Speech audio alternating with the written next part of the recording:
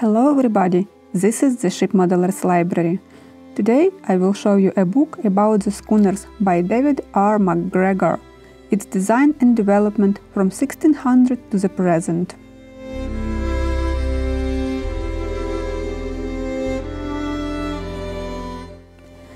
The schooner rig has always been associated with speed and elegance, and with the romance of privateers and illicit trade. But it has also been employed in just about every conceivable seafaring role over 4 centuries and across the world's seas and oceans. This book is a comprehensive history right up to the present, when it is experiencing a renaissance in the world of luxury charter.